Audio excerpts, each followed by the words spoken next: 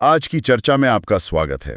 आज हम दो बहुत ही मशहूर किताबों की दुनिया में उतर रहे हैं। हाँ, एक तरफ है नेपोलियन हिल की क्लासिक किताब थिंक एंड ग्रो रिच, जो कहती है कि अमीर बनना दिमाग का खेल है। और दूसरी तरफ है रॉबर्ट कियोसाकी की रिच डैड पुअर डैड, जो फाइनेंशियल लिटरेसी मतलब पैसे की समझ पर जोर देती है।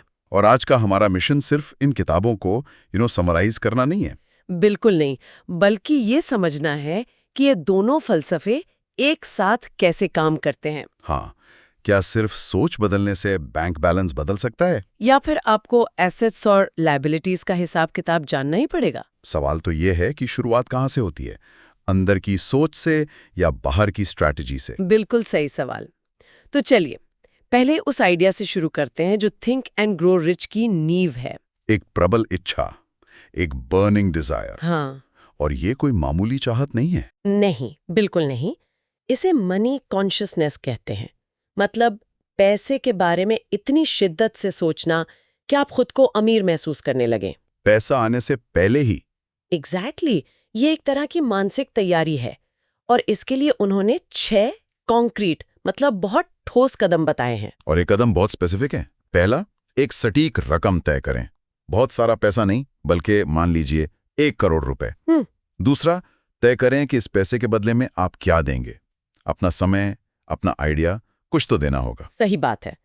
तीसरा, एक डेडलाइन। हाँ, एक तारीख तय करें।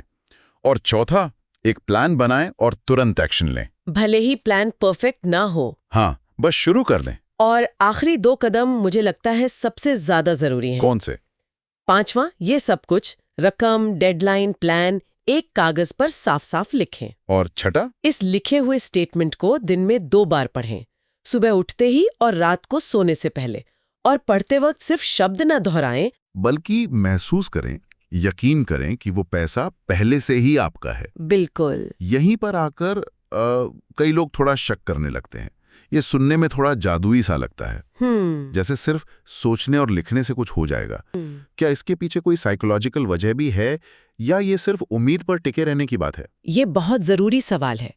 देखिए, किताब इसे कॉस्मिक फोर्सेस या ब्रह्मांड की शक्तियों से जोड़ती है। अच्छा। लेकिन अगर हम इसे आज की साइकोलॉजी से देखें तो ये हमारे दिमाग के एक हिस्से रेटिक्युलर एक्टिवेटिंग सिस्टम को प्रोग्राम करने जैसा है। ओके, ये क्या होता है? बेसिकली जब आप अपने दिमाग को एक निश्चित लक्ष्य देते हैं, जैसे 1 करोड़ रुपए, तो आपका दिमाग अपने आप उस लक्ष्य से जुड़ी अपॉर्चुनिटीज, लोगों और जानकारी को नोटिस करने लगता है, जिन्हें वो पहले नजरअंदाज कर देता था। एग्जैक्टली। ये जादू नहीं, फोकस का विज्ञान है। आप अपने दिमाग को एक तरह से जीपीएस की तरह सेट कर रहे हैं। वाह, मतलब ये अपनी सोच को एक दिशा देने जैसा है। हाँ, और इसी से जुड़ा एक और टूल है ऑटो सजेशन और इमेजिनेशन, यानी कल्पना। कोका कोला की कहानी इसका एक जबरदस्त उदाहरण है। हाँ, है ना? बिल्कुल। कहानी यह है कि एक बूढ़े डॉक्टर ने एक केमिस्ट के क्लर्क आसा कैंडलर को एक केटली और कागज पर लिखा एक फॉर्मूला बेचा। उस कागज के टुकड़े की कोई खास कीमत नहीं थी। असली चीज थी कैंडलर की कल्पना। उसने उस साधारण से फॉर्मूले में एक ग्लोबल एम्पायर की संभावना देखी। हाँ, आज हम जो भी तकनीक या बड़ी कंपनियां देखते हैं, उनकी शुरुआत किसी के दिमाग में कल्पना के तौर पर ही हुई थी। ठीक है, तो थिंक एंड ग्रो रिच हमें एक शक्तिशाली मानसिक इंजन दे रही है। इच्छा, विश्वास, कल्पना। लेकिन इंजन को चलाने के लिए सड़क भी तो चाहिए। एग्जैक्टली। और यहीं पर मुझे लगता है रिच डैड पुअर डैड की बातें बहुत काम की लगती हैं। एकदम सही कनेक्शन है। हिल आपको क्यों और कैसे सोचना है बताते हैं, और कियोसाकी आपको बताते हैं कि क्या करना है। उनका पूरा फलसफा एक बहुत ही सरल लेकिन गहरे अंतर पर टिका है, एसेट्स और लायबिलिटीज। इसे आसान भाषा में समझाएं तो? बहुत आसान है। एसेट वो चीज है जो आपकी जेब में पैसा डालती है, और लायबिलिटीज वो चीज जो आपकी जेब से पैसा निकालती है। बस इतना ही? हाँ, कियोसाकी कहते हैं कि गरीब और मिडिल क्लास लोग अपनी पूरी जिंदगी लायबिलिटीज खरीदने में लगा देते हैं, बड़ी कार, महंगा घर, और लेटेस्ट गैजेट्स। और उन्हें लगता है कि ये एसेट्स हैं। बिल्कुल। जबकि अमीर लोग अपनी कमाई से सबसे पहले एसेट्स खरीदते हैं, जैसे स्टॉक, बॉन्ड, रियल एस्टेट, जिससे किराया आए, या कोई बिजनेस। और वो कहते हैं कि ज्यादातर लोगों का घर उनका सबसे बड़ा एसेट नहीं बल्कि सबसे बड़ी लायबिलिटी है।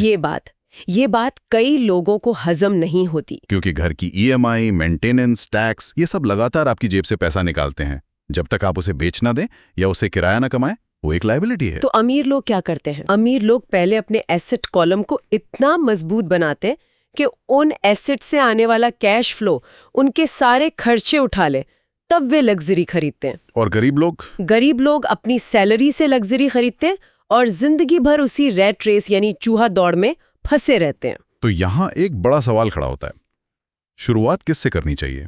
हिल की बताई हुई मानसिकता से या कियोसाकी की फाइनेंशियल नॉलेज से?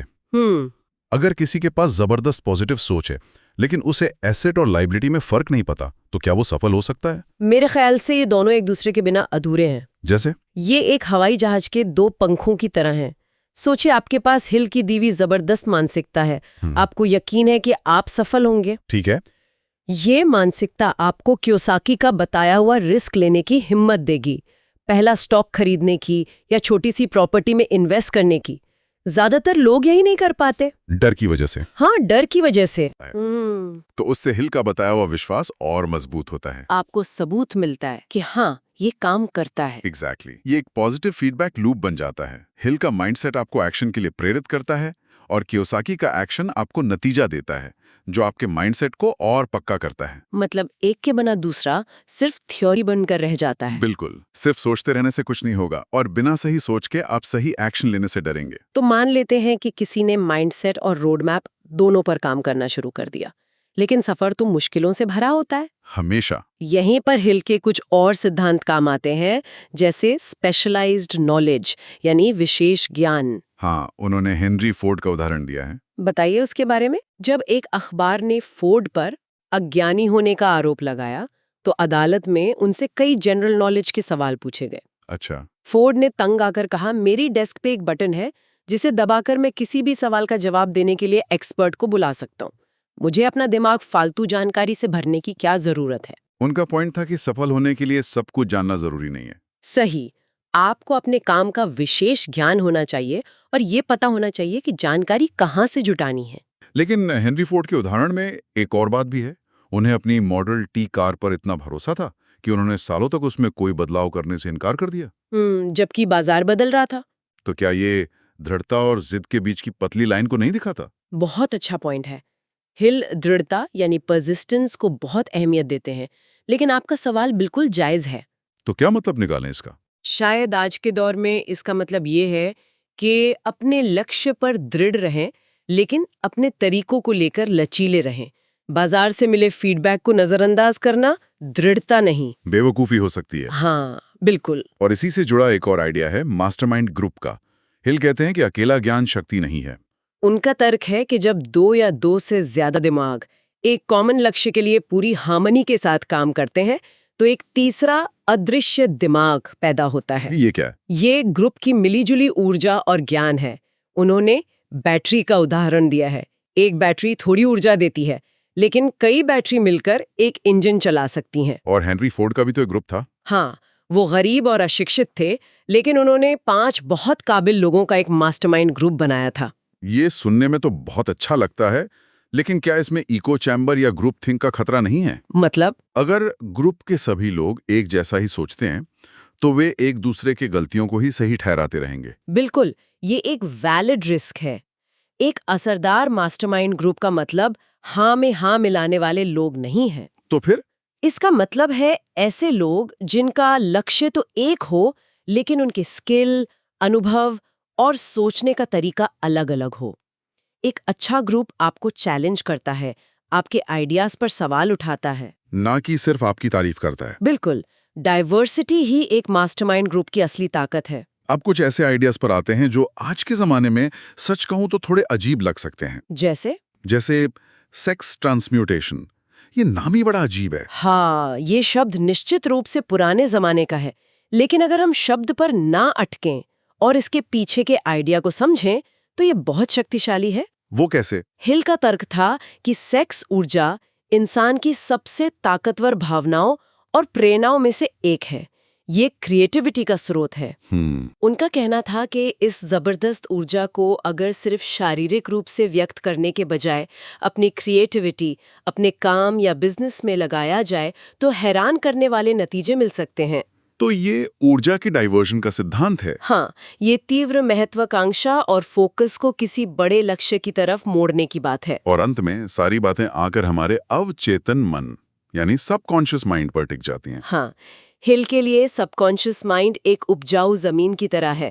आप उसमें जो भी विचार बोएंगे, डर, शक, गरीबी, वही उगेगा। या फिर आप जानबूझकर उसमें विश्वास, साहस और सफलता के बीज बो सकते हैं। बिल्कुल।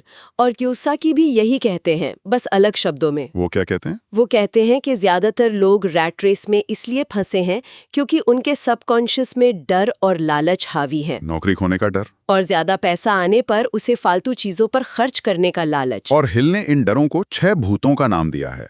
गरीबी का डर, आलोचना का डर, बीमारी का डर, प्यार खोने का डर, बुढ़ापे का डर और मौत का डर। और सबसे जरूरी बात यह है कि ये डर सिर्फ हमारे दिमाग की उपज है। एग्जैक्टली।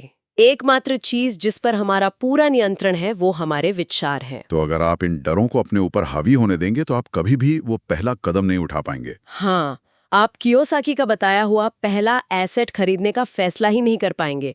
आपका माइंडसेट ही आपको एक्शन लेने से रोक देगा। तो आज की इस पूरी चर्चा को समेटें तो ये साफ है कि सिर्फ अमीर बनने के बारे में सोचना काफी नहीं है और ना ही सिर्फ फाइनेंशियल स्ट्रैटेजी जानना काफी है। सफलता इन दोनों के संगम पर है। बिल्कुल।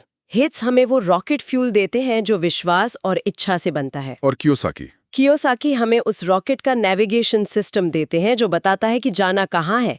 एक के बिना दूसरा अधूरा है।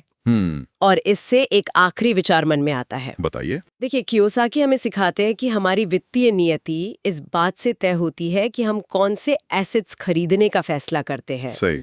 और हिल हमें बताते हैं कि हमारी पूरी हकीकत इस बात से तय होती है कि हम किन विचारों पर फोकस करने का फैसला करते हैं। तो असली सवाल शायद ये है कि वो सबसे पहला और सबसे जरूरी मानसिक एसेट कौन सा है जिसे किसी को हासिल करना चाहिए, ताकि बाकी सब कुछ अपनी जगह पर आ सके। हाँ,